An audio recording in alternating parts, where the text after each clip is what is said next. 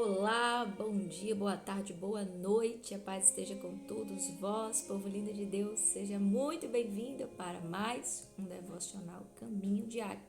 Aqui você encontra a palavra, aqui você tem encontro com a verdade e aqui você está pronto, você é capacitado para se transformar em uma nova criatura. Que essa é a intenção desse devocional, essa é a intenção da palavra de Deus. O encontro com ela nos revela aquilo que em nós precisa ser transformado, precisa ser moldado, precisa ser mudado. E é claro que ela faz o que é melhor para nós. Sempre tem algo melhor. Tira o que não é e coloca o que é. E a palavra ela nunca retorna vazia. Se nós abrirmos o nosso ouvido para ouvir verdadeiramente, podemos ser muito abençoados, ricamente abençoados por ela. Mas vamos orar? Vamos orar porque quem verdadeiramente tem um discernimento para nos falar sobre essa palavra, nos ministrar, nos convencer que estamos errados, que somos pecadores e que precisamos da graça e da salvação de Cristo. Bem, vamos orar?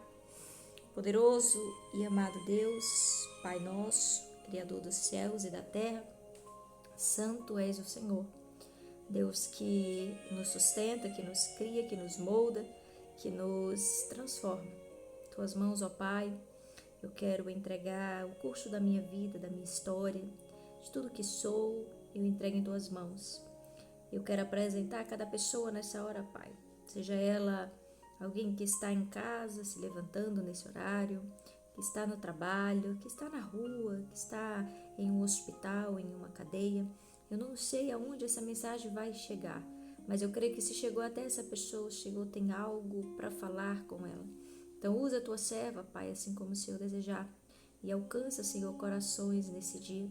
Eu te peço, ó Pai, misericórdia por nós, perdoa as nossas falhas, perdoa nossos enganos, perdoa tudo que fizemos que não agradou ao Senhor, para que nada impeça que nós possamos ver a tua glória descendo sobre nossa vida, sobre nossa casa, sobre nossa família. Entrega em tuas mãos, Espírito Santo, fique à vontade a ministrar os nossos corações. Aqui o Senhor é muito bem-vindo. Amém. Aleluia. Gente, hoje nós vamos ser ministrados pelo livro de Apocalipse. Apocalipse capítulo 1. É interessante que a gente mais ouve se falar sobre esse livro como o livro da revelação do fim dos tempos. Só que o livro já inicia falando algo diferente para nós.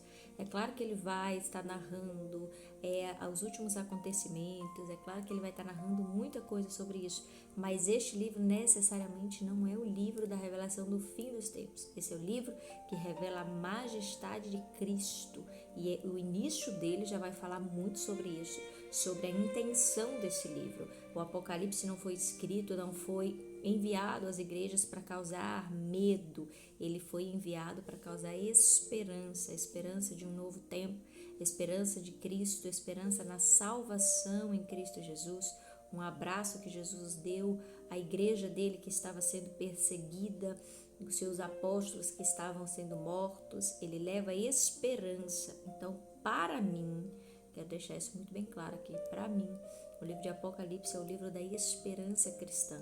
É o livro que nos faz ver a majestade de Cristo. É que nos leva a entender que, ainda que tudo chegue ao fim, Ele é o início e o fim. Então, nele nós podemos todas as coisas e vamos estar guardados por Ele. Não importa o tempo, não importa a estação, não importa onde a gente vá, Jesus sempre está ali. Amém? Vamos fazer essa leitura? Eu vou ler apenas os 3 primeiros versículos e fica aí, gente, essa missão muito importante de você fazer a leitura dos demais capítulos, do capítulo inteiro. Por quê? Porque senão você não vai entender nada. Verdade que algo vai ser revelado para você aqui agora, porque o Espírito Santo assim quer. Mas é bom que você se aprofunde mais na mensagem, é bom que você entre mais na mensagem. Deixe o Espírito Santo fluir o poder dele em você, em seu coração, em sua mente. Deixa ele falar contigo. Amém? Então vamos lá, a leitura. Revelação de Jesus Cristo, a qual Deus lhe deu para mostrar aos seus servos as coisas que brevemente devem acontecer. e pelo seu anjo as enviou e as notificou a João, seu servo, o qual testificou a palavra de Deus, do testemunho de Jesus Cristo e de tudo o que tem visto. Bem-aventurado aquele que lê e os que ouvem as palavras desta profecia e guardam as coisas que nela estão escritas, porque o tempo está próximo. Gente, eu paro por aqui a leitura e digo, leia que, assim, não só a palavra já está dizendo que bem-aventurado que lê, assim como eu quero reforçar isso, bem-aventurado você que lê, que se permite mergulhar nessa mensagem, nesse livro, que vai revelar tanto sobre a majestade de Jesus. Nós estamos acostumados a ouvir, a lembrar de um Jesus na cruz. A gente está acostumado a lembrar de um Jesus que era humano, que veio na pessoa física ali, como humano, nasceu de uma virgem, viveu entre nós como pessoa, foi condenado, foi rejeitado, foi crucificado, morreu, ressuscitou. Nós estamos habituados a ouvir isso, mas quando chega ali no momento de cruz, a gente meio que acaba vinculando Jesus a um homem, a uma pessoa que viveu na terra, que manifestou poderes, mas que foi crucificado. E para os olhos de muitos, isso não é poder. A gente entende que a crucificação acontece como remissão do pecado, mas tem muitos críticos que não aceitam isso. Diz que como pode um Deus se permitir ser crucificado? Como pode um Deus morrer? E a gente precisa fazer a leitura do livro de Apocalipse, porque o próprio livro vai intitular o livro da revelação de Jesus Cristo. Nós precisamos entender que Jesus Cristo não é mais aquele que foi crucificado. Ele não é aquele homem que veio à terra. Ali foi uma das formas de Deus se manifestar em nosso meio, de Deus estar mais presente no meio de nós. Ele desceu dos céus e habitou no meio de nós. Então ele quis se fazer carne, ele quis estar aqui, mas isso não é ele, não é o que ele representa, um homem comum, não. Jesus, ele foi crucificado como homem, mas ele ressuscitou como rei majestoso, soberano. Ele não é aquilo que os discípulos viram aqui na terra. E é interessante que quando a gente vê João narrando, quando ele olha para Jesus Cristo, ele narra uma pessoa totalmente diferente de um ser humano comum, como Jesus foi tido como um homem comum que foi morto pelos seus pecados na cruz. Porque assim, a gente entende que a morte de cruz revelava o pior de todos os homens, revelava a pior natureza humana, assim, de gente ruim, de gente desprezada. A morte de cruz representava nessa época muita humilhação. Então, quando a gente para analisar as críticas, quando a gente para ouvir, muitos ateus eles trazem isso de que não tem condições de um Deus tão poderoso se permitir ser tão humilhado, se rebaixar nesse ponto. E quando Jesus ele vem se apresentar a João, ele quer trazer esse alerta para a igreja, ele quer que João revele para a igreja exatamente o contrário disso que as pessoas estavam pensando. Porque para ele, se ele morreu em cruz, ele era o pior de todos os homens. Ele não tinha nada de rei, ele não tinha nada de Deus, ele não tinha nada de soberania. Quando Jesus se apresenta para João, ele diz, escreve o que vê. Escreve tudo aí, João, não deixa passar nada. Olha os bichinhos aqui. Não deixa passar nada. E João, ele é detalhista. Ele descreve a majestade de Jesus Cristo de uma forma tremenda. Ele vê aquele homem de roupas longas, de cabelos brancos, que tem uma voz com autoridade, como que das águas da boca dele sai algo como que uma espada. Os olhos dele são olhos como que de fogo. Ele é cingido, os pés dele cingidos com puro bronze, sabe? Assim, a majestade de Jesus Cristo é soberana. E ele vem até João para dizer: João, eu não sou aquele homem que você viu ser crucificado, ressuscitou, esteve ali com vocês por alguns dias. Eu sou o próprio Deus. A palavra vai dizer que a luz dele, o brilho que havia na face de Jesus Cristo era como o brilho do sol. Eu te digo, como é que a gente olha para o sol? Então, quando João se depara com essa cena, ele cai, ele se joga no chão como morto.